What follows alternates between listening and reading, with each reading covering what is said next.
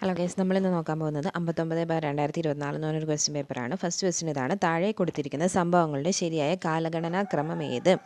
ശരിയായ കാലഗണന അസെൻഡിങ് ഓർഡറിൽ ഇത് അറേഞ്ച് ചെയ്യാനാണ് പറഞ്ഞിരിക്കുന്നത്. കുളച്ചിലുണ്ട്, കുണ്ടറയുണ്ട്, ആറ്റിങ്ങലുണ്ട്, ശ്രീരംഗപട്ടണം ഉടമ്പടിയുണ്ട്. ഇതിൽ ഫസ്റ്റ് വരുന്നത് നമ്മുടെ ആറ്റിങ്ങൽ കലാപമാണ്. നമുക്കത് നോക്കാം. ആറ്റിങ്ങൽ കലാപം 1721 ആറ്റിങ്ങൽ കലാപം 1721 ആറ്റിങ്ങൽ കലാപം. അത് കഴിഞ്ഞിട്ടാണ് നമ്മുടെ കുളച്ചൽ യുദ്ധം 1741. ഒരു 20 വർഷത്തിന് ശേഷമാണ് കുളച്ചൽ.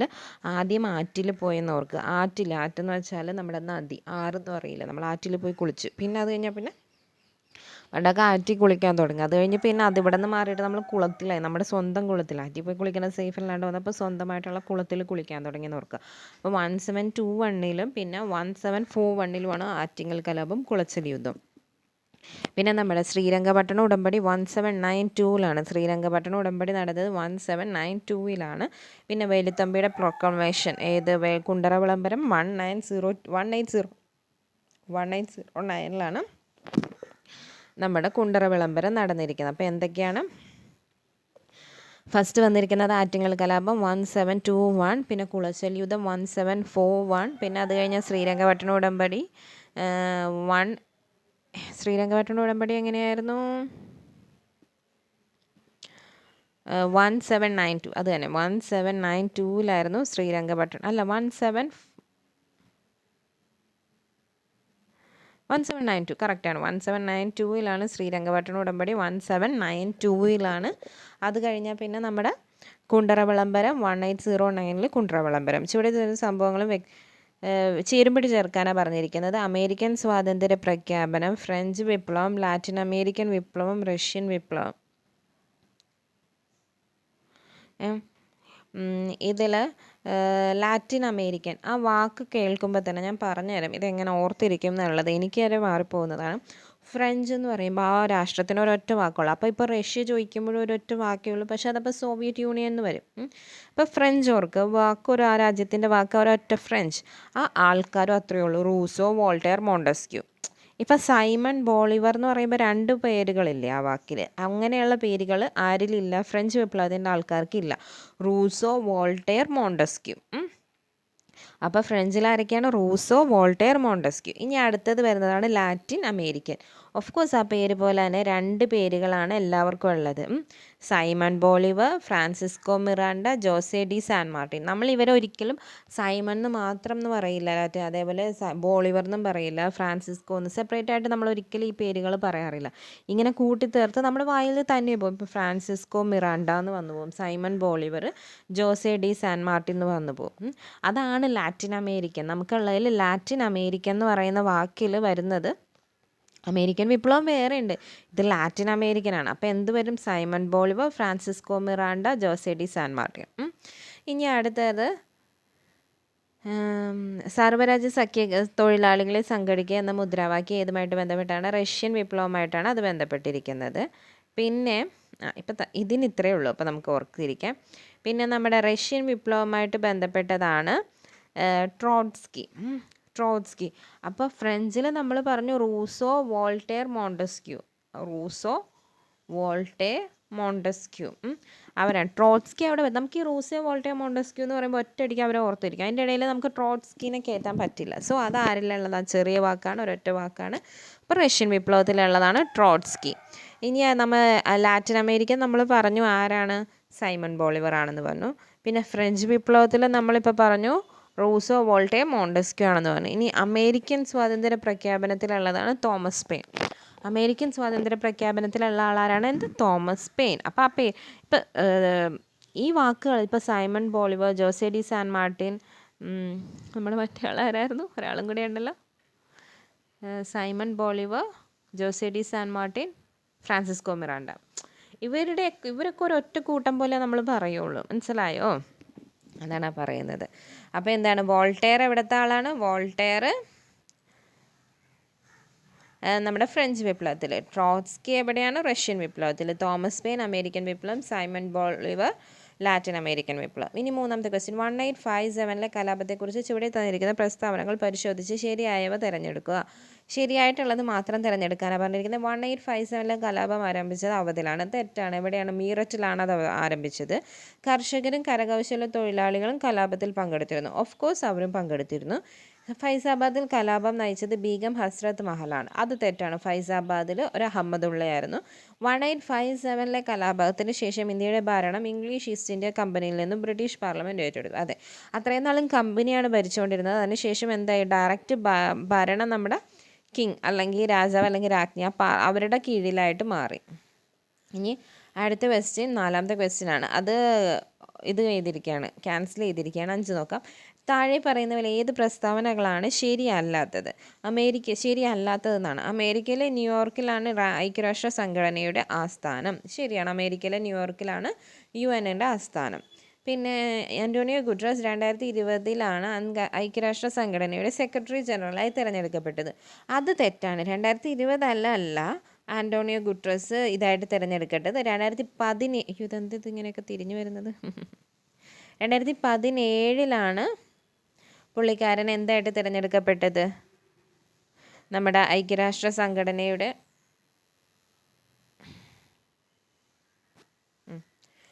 ഐക്യരാഷ്ട്ര സംഘടനയുടെ സെക്രട്ടറി ജനറലായിട്ട് തിരഞ്ഞെടുക്കപ്പെട്ടത് 2017 കേട്ടോ. അന്താരാഷ്ട്ര ആണവ ഏജൻസി, നമ്മുടെ വെള്ളപ്പൊക്കം വരുന്നതിന് മുന്നേ പുള്ളിക്കാരൻ അവിടെ തിരഞ്ഞെടുത്തു എന്ന് ഓർത്തിരിക്കുക. നമുക്കപ്പോൾ കുറേ സഹായങ്ങളൊക്കെ ചെയ്തിരുന്നു എന്നൊക്കെ നമ്മളിങ്ങനെ ഓർത്തിരിക്കുക. അന്താരാഷ്ട്ര ആണവോർജ്ജ ഏജൻസിയുടെ ആസ്ഥാനം വിയന്നയാണ്. അതെ, അന്താരാഷ്ട്ര ആണവോർജ്ജനം UN അറ്റോമിക് എനർജി കൺസേൺ, അതിൻ്റെ ആസ്ഥാനം എവിടെയാണ്? വിയന്നയിലാണ്. അതൊരു വിക്ടറി പോലെ, വിയന്ന.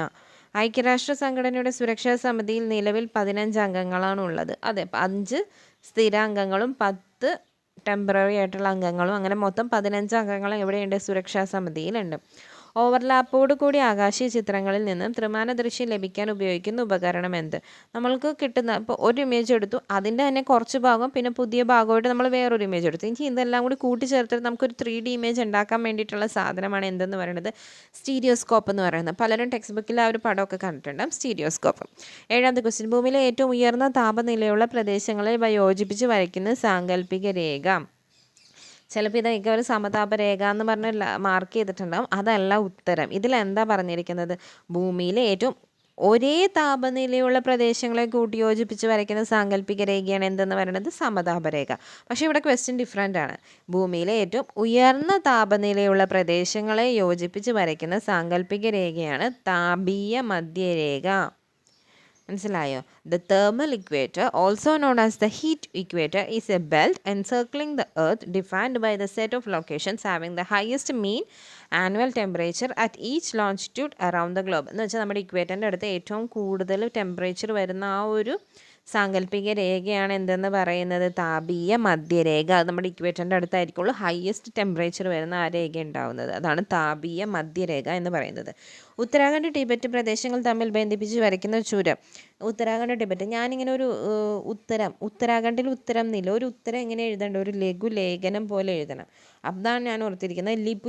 ലേഖനം എഴുതണം പോലെ ഒരു ഉത്തരം നമ്മൾ ആൻസർ ഷീറ്റിൽ എഴുതി വെക്കണം. ഈ ആൻസർ ഷീറ്റ് അല്ല, നമ്മൾ പരീക്ഷയ്ക്ക് ഇരുന്ന് എഴുതണം ആൻസർ ഷീറ്റ്. ഏത് സ്കൂളിൽ പഠിക്കുന്നത് ഞാൻ പറഞ്ഞു. അപ്പോൾ ഉത്തരം എങ്ങനെ എഴുതണം? ഒരു ലേഖനം പോലെ എഴുതണം. അപ്പോൾ ലഘുലേഖ. ഇനി നമുക്ക് ബാക്കിയുള്ളതും കൂടി നോക്കാം. നാഥുല പാസ് എവിടെയാണ്? നാഥുല സിക്കിമും ചൈനയുടെ ടിബറ്റുമായിട്ട് കണക്ട് ചെയ്യുന്നതാണ് നാഥുല പാസ്, സിക്കിമിലാണ്. സോജില പാസ് ശ്രീനഗറും ലേയും തമ്മിലുള്ളതാണ്. ഷിപ്കീല പാസ് ഹിമാചൽ പ്രദേശും ടിബറ്റും ചൈനയായിട്ടുള്ളതാണ് ഷിപ്കീല പാസ്. അപ്പോൾ എന്തൊക്കെയാണ്? നാഥുല സിക്കിമും ടിബറ്റും, സോജില ശ്രീനഗറും ലേയും, ഷിപ്കീല എന്ന് പറയുന്നത് ഹിമാചലും ടിബറ്റും ഉള്ളതായിട്ടുള്ളതാണ്. ഇനി പൂർവ്വതീര കനാലുമായി ബന്ധിപ്പിച്ചിട്ടുള്ള ബ്രഹ്മണി മഹാനദി ഡെൽറ്റ നദീ വ്യവസ്ഥ ഏത് ദേശീയ ജലപാതയിലാണ്? ബ്രഹ്മണി, ഇത് നമ്മൾക്ക് ഈ കൂടുതലും ദേശീയ ജലപാത ചോദിച്ചിട്ടുണ്ടെങ്കിൽ ഇത് ഫസ്റ്റ് ടൈമാണ് ഇങ്ങനത്തെ ഒരു ക്വസ്റ്റ്യൻ ഞാൻ കാണുന്നത്. ബ്രഹ്മണി മഹാനദി ഡെൽറ്റ ഏത് വ്യവസ്ഥയിലാണെന്ന്. അപ്പോൾ നമുക്കറിയാം അത് 5ാമത്തെ ആണ് കേട്ടോ. ബ്രഹ്മണി മഹാനദി വ്യവസ്ഥ വരുന്നത് നാഷണൽ വാട്ടർവേ 5 NW5 അപ്പോൾ 1 നമുക്ക് പഠിക്കാം. ഗംഗ, ഭഗീരഥി, ഹൂഗ്ലി റിവർ, അതായത് ഹാൽദി അഹമ്മദാബാദിലാണ് ഗംഗ, ഭഗീരഥി, ഹൂഗ്ലി റിവർ സിസ്റ്റത്തിൽ വരുന്ന അലഹബാദ് ഹാൽദിയയിലാണ് നമ്മുടെ നാഷണൽ വാട്ടർവേ 1. നാഷണൽ വാട്ടർവേ 2 എന്ന് പറയുന്നത് സാദിയ ധൂബ്രിയിലാണ്, അതായത് ബ്രഹ്മപുത്ര റിവറിൽ ആസാമിലുള്ളത്. നാഷണൽ വാട്ടർവേ 3 ആണ് നമ്മുടെ വെസ്റ്റ് കോസ്റ്റ് കനാൽ എന്ന് പറയുന്നത് കോട്ടപ്പുറം കൊല്ലം കോട്ടപ്പുറമാണ് വരുന്നത്. ഇനി നാഷണൽ വാട്ടർവേസ് 4 ആണ് കൃഷ്ണ റിവർ ആണ് വിജയവാഡ, കൃഷ്ണ റിവറിൽ വരുന്നതാണ് വാട്ടർവേ 4. നാഷണൽ വാട്ടർവേ 5 എന്ന് പറയുന്നത് എന്ത് തീം ഇത് എന്തൊക്കെ എഴുതി വെച്ചേക്കണം, ദമ്ര പറാഡിയോ വയ മംഗളാടി to പൻകോപ്പാൽ. NW5 links Odisha to West Bengal utilizing stretches of the Brahmani River, East Coast Canal, Matai River and Mahanadi River Delta. ഇതിൽ നിന്ന് ആ ബ്രാഹ്മണി മഹാനദി മാത്രം എടുത്തിട്ടാണ് അവർ ചോദിച്ചിരിക്കുന്നത്. അപ്പോൾ അത് ഏതാണ് നമ്മുടെ നാഷണൽ വാട്ടർവേ 5 ആണ്. ഇതെവിടെ വരുന്നതാണ്? ഒഡീഷ, വെസ്റ്റ് ബംഗാൾ ആ ഒരു ഭാഗത്താണ് 5 വരുന്നത്. നമ്മുടെ കൃഷ്ണ റിവർ അത് സൗത്തിലായിട്ട് വരും, കൃഷ്ണ റിവർ അല്ലേ.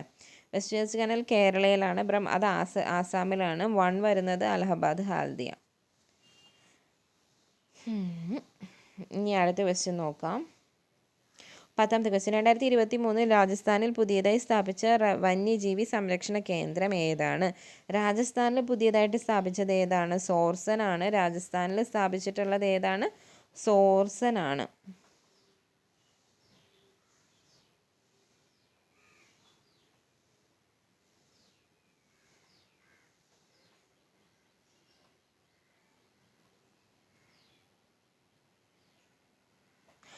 ഓക്കെ, ഇതാണ് അതിൻ്റെ കേട്ടോ. രാജസ്ഥാൻ ഫോറസ്റ്റ് ഡിപ്പാർട്ട്മെൻറ്റ് അനൗൺസ്ഡ് 3 പുതിയത് തുടങ്ങിയത് new conservation reserves that will protect the rare and endangered wild life of Rajasthan. These 3 new wild life conservation reserves are Sorsan in Baran, Khichan in Jodhpur and Hamirgarh in Bhilwara. അപ്പോൾ സോൾസൺ എവിടെയാണ്? ബാരനിലാണ്. സോർസൻ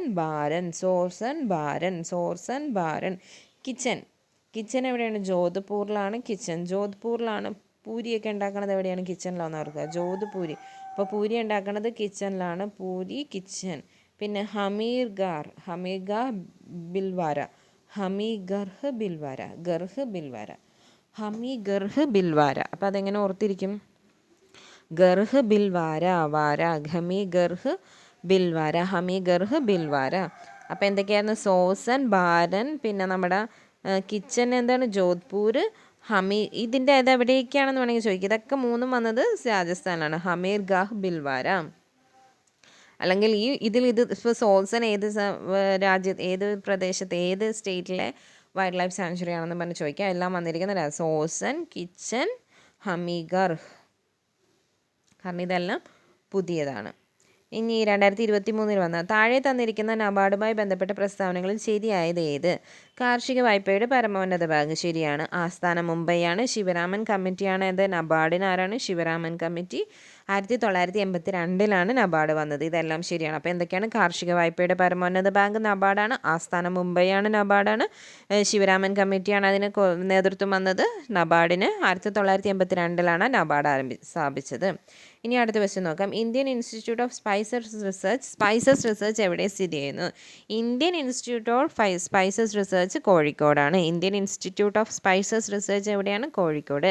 സ്വതന്ത്ര ഇന്ത്യയുടെ പ്ലാൻ ഹോളിഡേയുടെ കാലഘട്ടം, അതായത് ആദ്യം വന്നത് 1966 മുതൽ 69 വരെ 3 വർഷം ആ കാലഘട്ടത്തെയാണ് പ്ലാൻ ഹോളിഡേ എന്ന് പറയപ്പെടുന്നത്.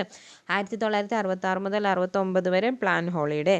1991 പുത്തൻ സാമ്പത്തിക പരിഷ്കാരങ്ങൾ നടപ്പിലാക്കിയ പ്രധാനമന്ത്രി ആരായിരുന്നു? നരസിംഹറാവു ആണ്. പ്രധാനമന്ത്രി നരസിംഹറാവു. 1991 പുത്തൻ സാമ്പത്തിക പരിഷ്കാരങ്ങൾ നടപ്പിലാക്കിയ പ്രധാനമന്ത്രി ആരാണ്? നരസിംഹറാവു. ഭാരതീയ റിസർവ് ബാങ്കിൻ്റെ ആസ്ഥാനം നമുക്കെല്ലാവർക്കും അറിയാവുന്നതാണ്, മുംബൈ. ഭാരതീയ റിസർവ് ബാങ്കിൻ്റെ ആസ്ഥാനം മുംബൈ. താഴെ കൊടുത്തിരിക്കുന്നവയിൽ ഇന്ത്യയിലെ ഉദ്യോഗസ്ഥ വൃന്ദത്തിൻ്റെ സവിശേഷത അല്ലാത്തത് ഏതെന്നാണെന്ന് ചോദിച്ചിരിക്കുന്നത്.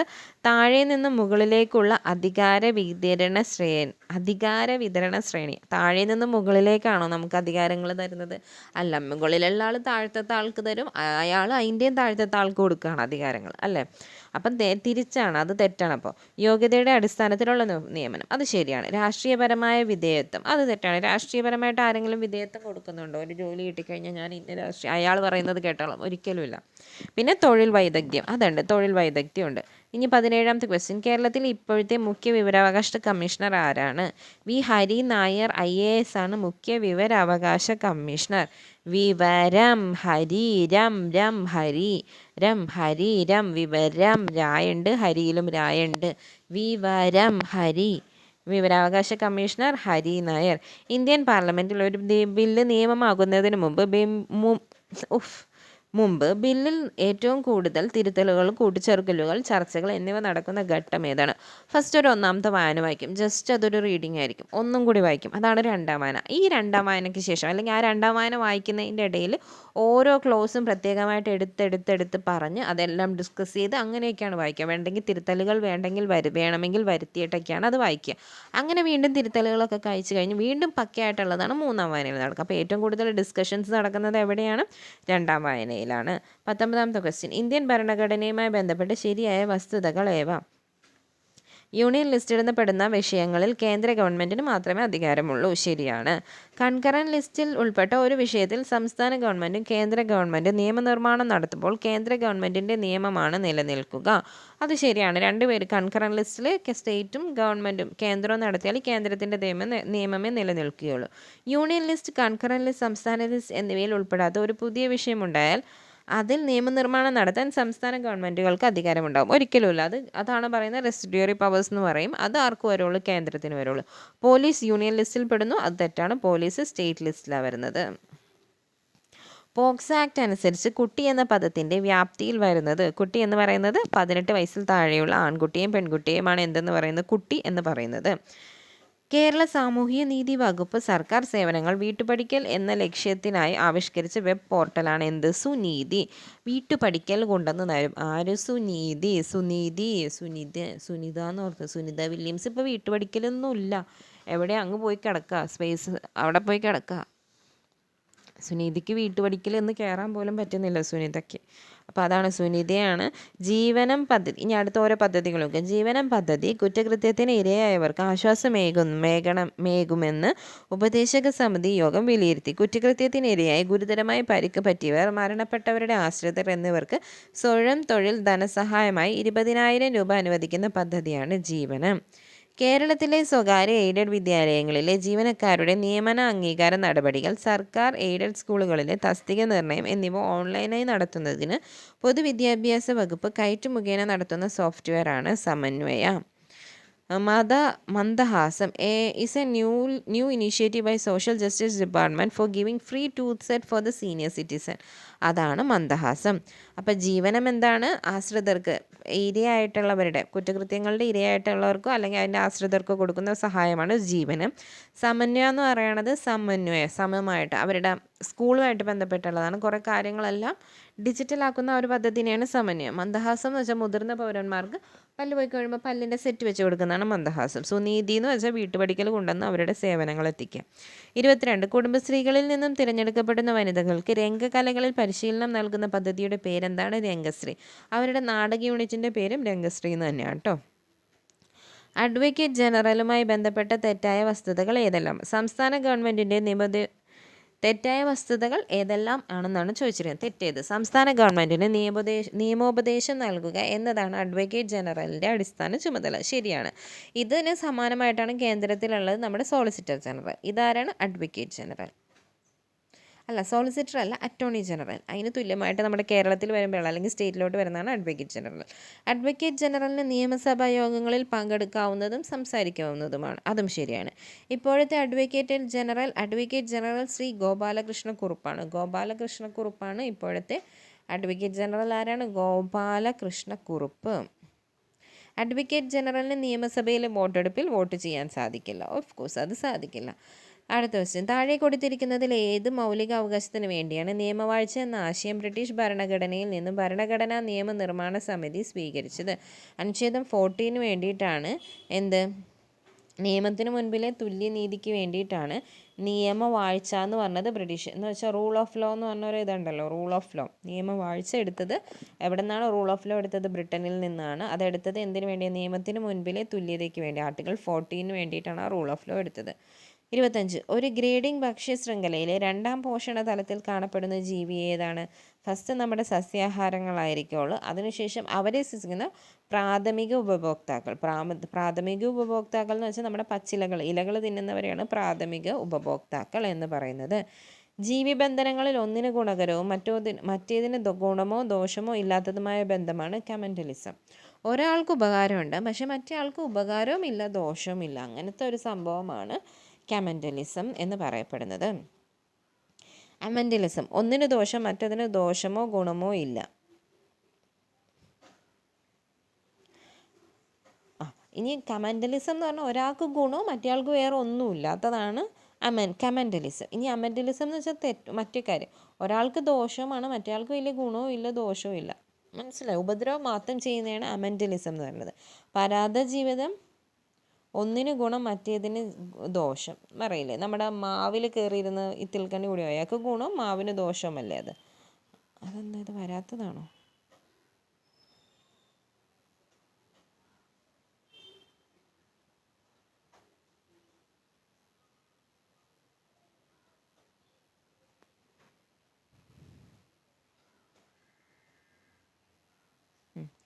അപ്പോൾ അത്രയേ ഉള്ളൂ കേട്ടോ. അതാണ് പരാത ജീവനം എന്ന് പറയുന്നത്. അപ്പോൾ കമന്റലിസം എന്താണെന്ന് നമ്മൾ പറഞ്ഞു. കമന്റലിസം എന്ന് വെച്ചാൽ ഒരാൾക്ക് ഗുണം മറ്റേയാൾക്ക് ഗുണവും ദോഷവും ഇല്ലാത്തതാണ് കമന്റലിസം. അമന്റലിസം നേരെ തെറ്റ്, ഒരാൾക്ക് ദോഷം മറ്റേയാൾക്ക് ഗുണവും ദോഷവും ഇല്ലാത്തത്. പിന്നെ പരാത ജീവനം ഒരാൾക്ക് ദോഷവും ഇല്ലാത്തതാണ് പരാത ജീവനം. ഇതൊക്കെ ഒന്നായിട്ട് വരും. മ്യൂച്വലിസം രണ്ടുപേർക്കും ഗുണമുള്ളതാണ് മ്യൂച്വലിസം. സെയിം തന്നെയാണ് സിംബയോസിസ്. 27ാമത്തെ ക്വസ്റ്റ്യൻ, താഴെ പറയുന്നവയിൽ ഏതാണ് ഇൻസിറ്റ്യൂ കൺസർവേഷനിൽ ഉൾപ്പെടാത്തത്?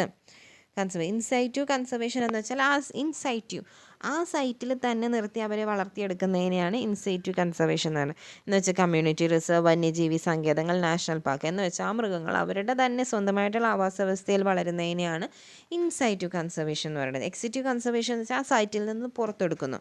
അവിടെ നിന്ന് എടുത്തിട്ട് അവർക്ക് വേണ്ടിയിട്ടുള്ള പോഷകങ്ങളെല്ലാം പുറമേ നിന്ന് കൊടുക്കുന്നു. ഇപ്പോൾ ജീൻ ബാങ്കുകൾ, നമ്മുടെ ഗാർഡൻ എന്നൊക്കെ പറഞ്ഞിട്ട് നമ്മൾ പോയി കാണില്ലേ, അത് അവരുടെ ആവാസ വ്യവസ്ഥയിൽ നിന്ന് പുറത്ത് വന്നിട്ട് അവർക്ക് അതേപോലത്തെ സാഹചര്യങ്ങൾ ഒരുക്കി കൊടുക്കുന്ന ഊട്ടിയിലെ ഗാർഡനിൽ നമ്മൾ പോകുന്നു. അതൊക്കെ അതാണ്. 27 താഴെ പറയുന്നവയിൽ 28 ഹീമോ ഡയാലിസിസ് രക്തം കട്ട പിടിക്കാതെ ലഭിക്കുന്ന ഹീമോ ഡയാലിസിസ് നമ്മൾ ഡയാലിസിസ് ചെയ്യുമ്പോൾ ബ്ലഡ് പുറത്തൊക്കെ എടുക്കുകയല്ലേ, അവിടെ രക്തം കട്ട പിടിക്കാതിരിക്കാൻ ഉപയോഗിക്കുന്ന രാസപദാർത്ഥത്തിൻ്റെ പേരെന്ത്? അതാണ് ഹെപ്പാരിൻ ആണ് അത്. ഇനി ഫൈബ്രിനോജൻ എന്ന് വെച്ചാൽ a protein involve in forming blood clots in the body. It is made in the liver and forms fibrin is the main protein in a blood clot that helps stop bleeding in heal wounds. Fibrinogen നമ്മുടെ blood പുറത്തോട്ട് മുറിവ് വന്ന് രക്തം വരുമ്പോൾ കട്ട പിടിക്കാണ്ടിരിക്കാൻ ഉപയോഗിക്കുന്നതാണ് fibrinogen. Hirudin is a naturally occurring peptide. ഈ ഹിരുഡിൻ എന്ന് പറയണത് ഇതെന്താ ഇതിങ്ങനെ വരാത്തെ? ഞാൻ പറഞ്ഞുതരാം. ഹിരുഡിൻ എന്ന് വെച്ചാൽ നമ്മുടെ അട്ടയൊക്കെ വന്ന് കടിച്ചുകൊണ്ട് ബ്ലഡ് കുടിച്ചുകൊണ്ടിരിക്കുമ്പോൾ ആക്ച്വലി അത് പുറത്തോട്ട് പോവുകയല്ലേ ബ്ലഡ്, എന്നിട്ട് അത് കട്ടയാവാണല്ലോ. ആ കട്ടയാവാണ്ടിരിക്കാൻ വേണ്ടിയിട്ട് അവരുടെ വായിൽ നിന്ന് ഒരു തുപ്പലിൻ്റെ രീതിയിൽ ഒരു സംഭവം അവർ ഇഞ്ചെക്റ്റ് ചെയ്യുന്നുണ്ട്. അതുകൊണ്ടാണ് നമ്മുടെ ആ ബ്ലഡ് അവിടെ കട്ടയാവാത്തത്. അതിൻ്റെ പേരാണ് ഹിരുഡിൻ എന്നറിയപ്പെടുന്നത്. 26ാമത് PV മെമ്മോറിയൽ എൻഡോമെൻ്റ് അവാർഡ് നേടിയ പരിസ്ഥിതി പ്രവർത്തകൻ ആര്? ശ്രീമൻ നാരായണനാണ്. ഈ പുള്ളിക്കാരൻ എന്താ ചെയ്തതെന്ന് അറിയാമോ?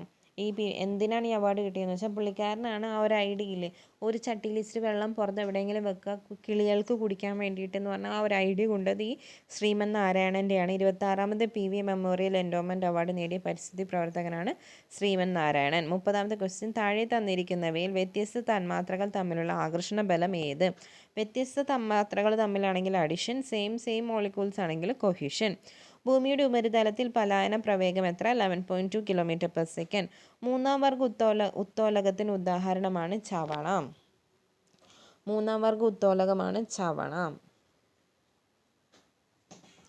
അതുകൊണ്ട് എടുത്തു, കത്ര കൊണ്ട് മുറിച്ചു, നാരങ്ങ കൊണ്ട് ഞെക്കിപ്പിഴിഞ്ഞു. അത് തന്നെ മൂന്നാം വർഗ ഉത്തോലകമാണ് ചവണ. എന്ന് വെച്ചാൽ നമ്മുടെ ഫോസെപ്സ് ഇല്ലേ, അതിനെയാണ് ഈ ചവണ എന്ന് പറയുന്നത്. അല്ലെങ്കിൽ ബേക്കറിയിലൊക്കെ പപ്സൊക്കെ എടുക്കുന്ന ഒരു തരം ടോങ്സ് എന്ന് പറയില്ല, അതാണ് ചവണ എന്നറിയപ്പെടുന്നത്. കത്രിക വരുന്നത് 1ാം വർഗ ഉത്തോലകത്തിലാണ്. നാരങ്ങാഞ്ഞെക്കി 2ാം വർഗ ഉത്തോലകത്തിലാണ് വരുന്നത്. ബോട്ടിൽ ഓപ്പണറും 2ാം വർഗമാണ്. ചന്ദ്രനിൽ പേടകം വിജയകരമായി ഇറക്കിയ 4ാമത്തെ രാജ്യം ഏതാണ്? ഇന്ത്യ. USA ഉണ്ട്, റഷ്യ ഉണ്ട്, ചൈനയുണ്ട്. ഇന്ത്യയാണ് 4ാമത്തെ രാജ്യം.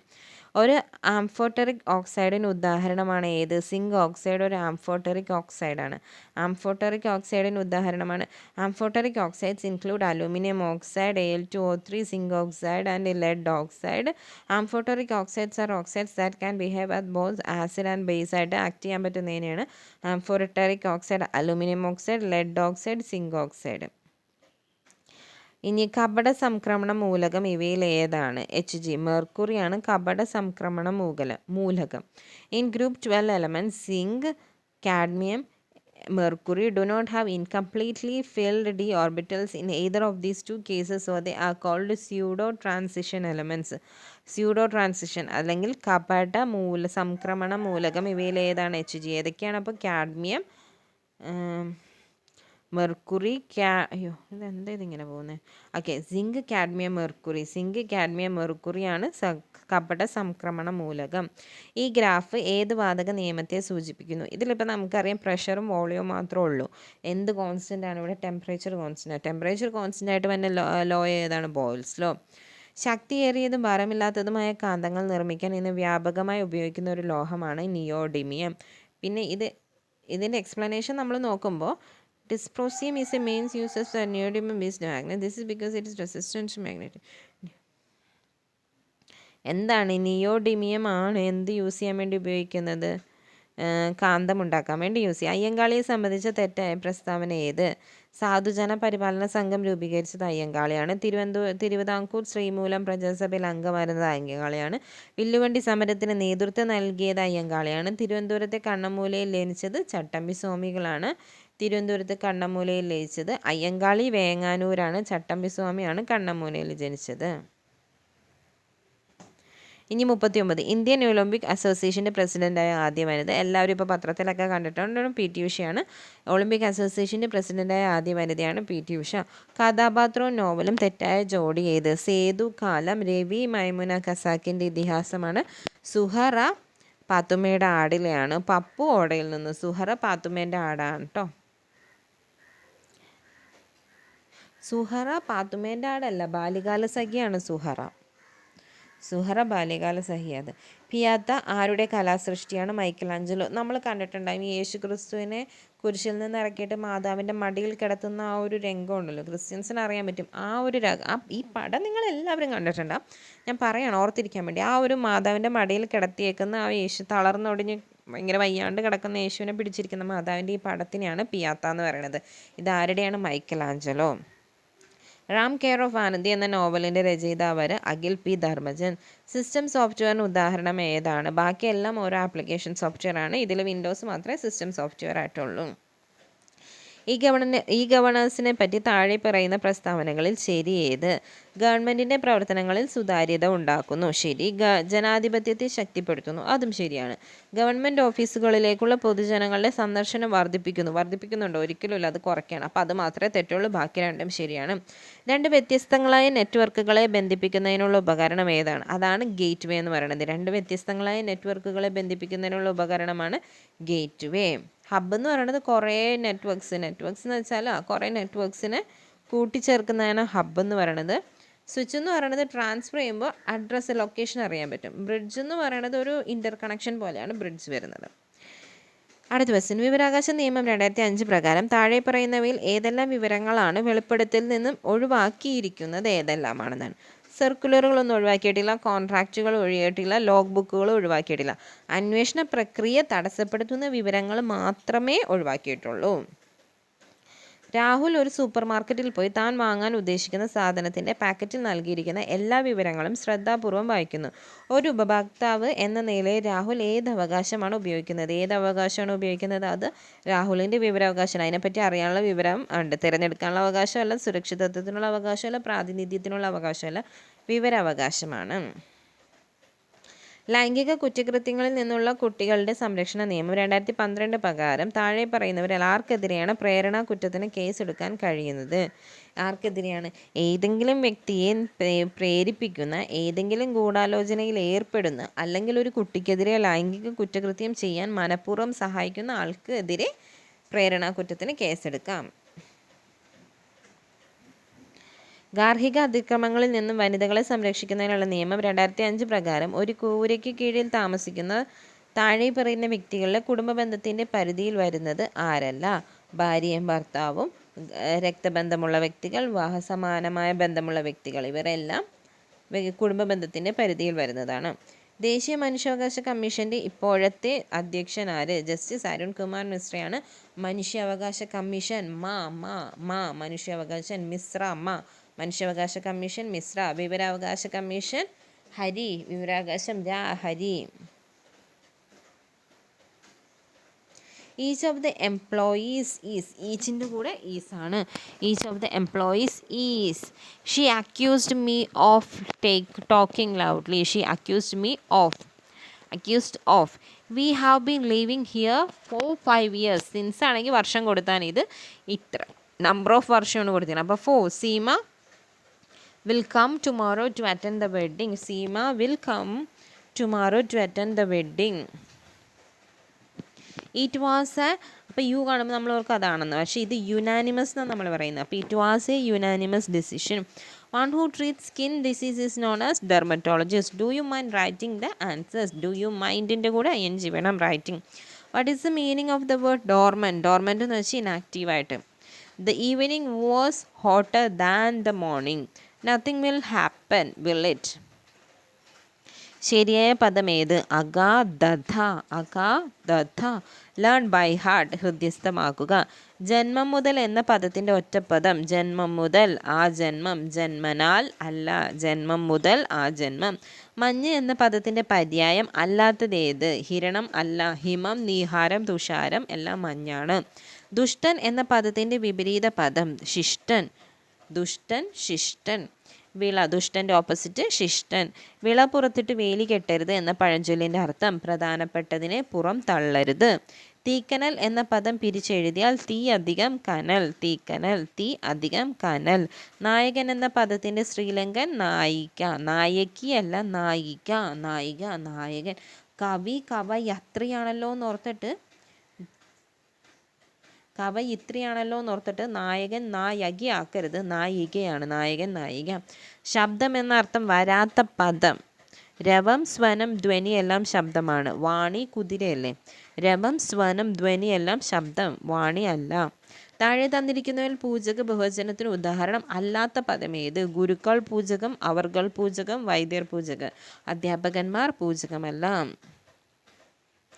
ബാക്കിയെല്ലാം ക്വസ്റ്റ്യൻ ആണ്. അപ്പോൾ മാത്സ് അതിൻ്റെമായിട്ട് ബന്ധപ്പെട്ടാണ്. അപ്പോൾ എല്ലാവരും പഠിക്കുക. All the best. Thank you.